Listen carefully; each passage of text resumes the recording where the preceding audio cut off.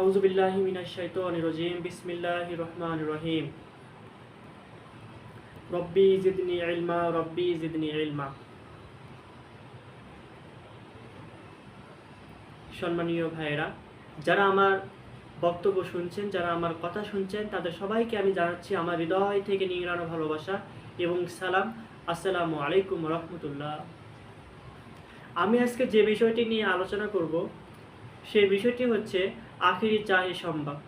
আপনারা জানেন, যখন এই দিনটির সমাগম হয় তখন গভর্নমেন্ট ছুটি ঘোষণা করেছেন।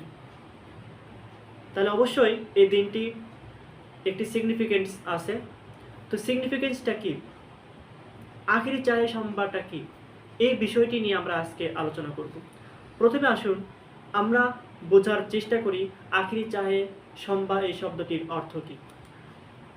প্রকৃতপক্ষে এই শব্দটি আরবি এবং ফার্সি ভাষার মিশ্রণ। আখিরি, this is the Arabic word which means end. চাহে সংবাদ হুইচ মিনস, যেটা শব্দের অর্থ হচ্ছে বুধবার। অর্থাৎ আখিরি চাহে সংবাদ মানে হলো শেষ বুধবার। নবী সাল্লাল্লাহু আলাইহি ওয়াসাল্লাম 11 হিজরির শুরুর দিকে, অর্থাৎ যখন তিনি হিজরত করেন তার 11 বছর পরে ইতিহাস এটা, যেখানে তিনি বেড়ে ওঠেন তার জন্মভূমি মক্কায়।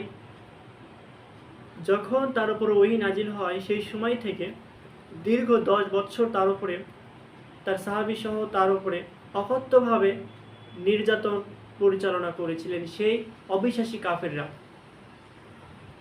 যখন তিনি নামাজে দাঁড়িয়ে যেতেন তারা উঠে নারী ভুড়ি তার মাথার উপরে চাপিয়ে দিতেন। যারা মহানবী সাল্লাল্লাহু আলাইহি ওয়াসাল্লামের প্রতি বিশ্বাস স্থাপন করেছিলেন, ঈমান নিয়ে আসছিলেন, তাকে আনুগত্য হিসেবে, তাকে লিডার হিসেবে গ্রহণ করেছিলেন, তাদের প্রত্যেকেই বিভৎসভাবে নির্যাতন করা হয়েছিল। আপনারা জানেন সুমাইয়া রাদিয়াল্লাহু তাআলা আনহার কথা। শুধুমাত্র ইসলাম ধর্ম গ্রহণ করার কারণে তাকে আবু জাহেল নিজ হাতে বল্লম তার লজ্জাস্থানে নিক্ষেপ করে তাকে দুনিয়া থেকে বিদায় করে দিয়েছিলেন। আপনারা এক সন্তানের গল্প জানেন, তার মা এবং তার বাবা ইসলাম ধর্ম গ্রহণ করার কারণে তার সন্তানকে জ্বলন্ত তেল, ফুটন্ত তেলের মধ্যে ছেড়ে দিয়ে তাকে নির্মমভাবে, বিভৎসভাবে হত্যা করা হয়েছিল। হযরত খাব্বাব বিন আরত রাদিয়াল্লাহু তাআলা আনহুর গল্প আপনারা জানেন। তিনি যখন ইসলাম ধর্ম গ্রহণ করেন তখন তার মুনিব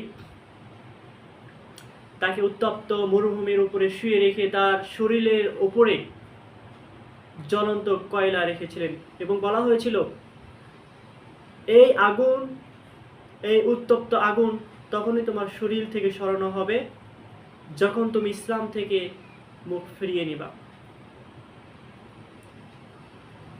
বিলাল রাদিয়াল্লাহু তাআলা আনহুর জিহ্বা টেনে তার জিহ্বার মধ্যে পেরেক ঢুকে দেওয়া হয়েছিল, চারদিকে রক্ত ফিনকি দিয়ে ছিটকে গিয়েছিল। এমন বিভৎস, এমন নির্মম টর্চার তারা সাহাবীদেরকে করেছিল। অনেক সাহাবীদেরকে দিবালোকে দিনের বেলায় জবাই করা হয়েছিল, পঙ্গু করে দেওয়া হয়েছিল অনেক সাহাবীদেরকে। তাদেরকে বাধ্য করা হয়েছিল দেশ ত্যাগ করার জন্য। এই জন্য মহানবী সাল্লাল্লাহু আলাইহি ওয়াসাল্লাম তার সাহাবীদেরকে নিয়ে তারা মদিনায় শেল্টার নেন। যখন সেখানে সুন্দরভাবে তাদের নিজেদের মতন করে দাওয়াতি কাজে তারা আঞ্জাম দিতে শুরু করেন, অনেক মানুষ, অনেক ইহুদি, অনেক খ্রিস্টান তারা দলে দলে এসে ইসলামকে গ্রহণ করে।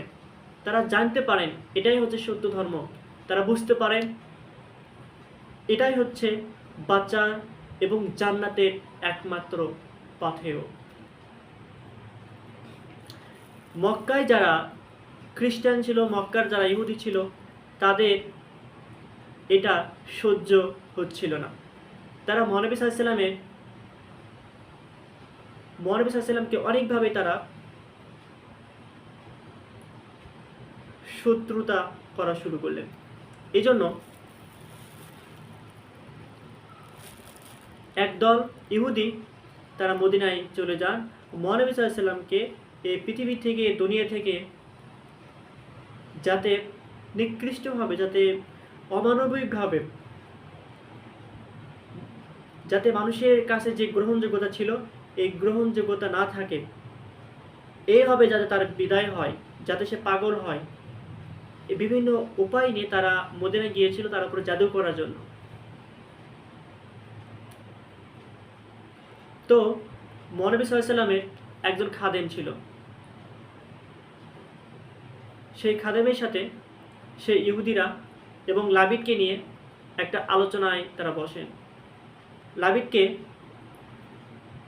কিছু সোনার তৈরি কিছু হাদিয়া দেন, যেটার মূল্য অনেক বেশি। লাবিদ খুশি হয়ে সেই যে যুবকটি মহানবী সাল্লাল্লাহু আলাইহি ওয়াসাল্লামের খাদেম ছিলেন, যিনি তার চুল আঁচড়িয়ে দিতেন, এই ব্যক্তির মাধ্যমে মহানবী সাল্লাল্লাহু আলাইহি ওয়াসাল্লামের সেই চিরুনি এবং কিছু চুল তিনি সংগ্রহ করেন। সংগ্রহ করে সেই চুলের গাছিটিতে জাদু করেন এবং 11টি গিট দেন।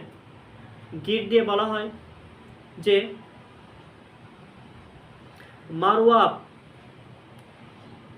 মারওয়ান নামক একটি কূপ আছে, ওই কূপে এই চুল এবং চিরুনি, আরেকটি মম, যেই মমে 11টি সূচ বসানো ছিল, এগুলো একটু কূপের তলদেশে রাখতে হবে। তো যখন রাখা হলো, যখন জাদু করা হলো, তার কিছুদিন পরেই মহানবী সাল্লাল্লাহু আলাইহি ওয়াসাল্লাম অনেক অসুস্থ হয়ে পড়েন, অনেক। তিনি বিছানা থেকে ঠিক মতো উঠতে পারতেন না, নামাজে দাঁড়াতে পারতেন না, তিনি শুয়ে নামাজ পড়তেন, বসে নামাজ পড়তেন, বেশি কথা বলতে পারতেন না, তিনি অল টাইম বিছানায় শুয়ে থাকতেন। একদিন মহানবী সাল্লাল্লাহু আলাইহি ওয়াসাল্লাম আয়েশার ঘরে, আয়েশা রাদিয়াল্লাহু তাআলা আনহা, যিনি তার শেষ ওয়াইফ ছিলেন, যখন তিনি বিশ্রাম নিচ্ছিলেন, ওই সময়ে দুইজন ফেরেশতা, একজন ফেরেশতা তার মাথার সামনে, আরেকজন ফেরেশতা তার পায়ের সামনে এসে বসেন। তারা দুইজন একজন অপরজনকে প্রশ্ন করতেছেন যে এই মহানবী সাল্লাল্লাহু আলাইহি ওয়াসাল্লামের কি হয়েছে। মাথার কাছে যে ব্যক্তিটি রয়েছে তিনি বলতেছেন তার উপরে জাদু করা হয়েছে। এমন একজন ব্যক্তি জাদু করেছেন, তিনি ইহুদি, তার নাম হচ্ছে লাবিদ। তাহলে মহানবী সাল্লাল্লাহু আলাইহি ওয়াসাল্লাম তিনি তার এই অসুস্থতা থেকে তিনি সুস্থতা লাভ করবেন কিভাবে? তাকে বলা হলো মারওয়ান নামক একটি কূপে তার কিছু চুল চিরুনির সাথে পেঁচিয়ে রাখা হয়েছে, সেখানে 11টি গিট দেওয়া হয়েছে, সাথে রয়েছে একটি মম, যেখানে 11টি সূচ বসানো হয়েছে। এই মম এবং এই চুলের চিরুনি সহ ওখান থেকে তুলে নিয়ে সূরা নাস এবং সূরা ফালাকের প্রত্যেকটি আয়াত, আপনারা জানেন সূরা ফালাক এবং নাসের টোটাল আয়াত হচ্ছে 11টি, একটি করে আয়াত ফু দিবে আর একটি করে গিট খুলবে, তাহলে সুস্থতা লাভ করবেন। মহানবী সাল্লাল্লাহু আলাইহি ওয়াসাল্লাম তার উপরে ওহী নাযিল হলো সূরা নাস এবং সূরা ফালাক। আলী রাদিয়াল্লাহু তাআলা আনহুকে ডাকলেন, কিছু সাহাবীদেরকে ডাকলেন, তার নেতৃত্বে, আলী রাদিয়াল্লাহু তাআলা আনহুর নেতৃত্বে কিছু সাহাবীদেরকে পাঠিয়ে দেওয়া হলো সেই কূপটির কাছে। তারা যে কূপটি থেকে সেই চিরুনি সহ চুল এবং মম তুলে নিয়ে আসলেন। নিয়ে এসে মহানবী সাল্লাল্লাহু আলাইহি ওয়াসাল্লাম তিনি 11টি গিট খোলেন। প্রত্যেকটা সময় যখন একটি গিট খুলে আর একটি আয়াত রিসাইট করেন। যখন 11টি গিটে খোলা হলো, মহানবী সাল্লাল্লাহু আলাইহি ওয়াসাল্লাম তিনি অনেক বিশাল একটি সুস্থতা এবং ভালো অনুভব করে, রিল্যাক্স ফিল করে। মনে হলো তার মাথা থেকে, তার শরীর থেকে একটি পাহাড় নামিয়ে গেল। আর এটা সেই দিন ছিল, যে দিনটি বুধবার। যখন মুহাম্মদ সাল্লাল্লাহু আলাইহি ওয়াসাল্লাম সুস্থতা লাভ করেন, তখন বিভিন্ন সাহাবী, আবু বকর রাদিয়াল্লাহু তাআলা আনহু, উসমান রাদিয়াল্লাহু তাআলা আনহু সহ অনেক সাহাবী তাদের সম্পত্তির একটা বড় অংশ মানুষকে দান করে দেন। তারা অনেক আনন্দ লাভ করেন যে তাদের নেতা, তাদের দায়িত্বশীল, তাদের মেইন পাওয়ার ফিরে আসছেন।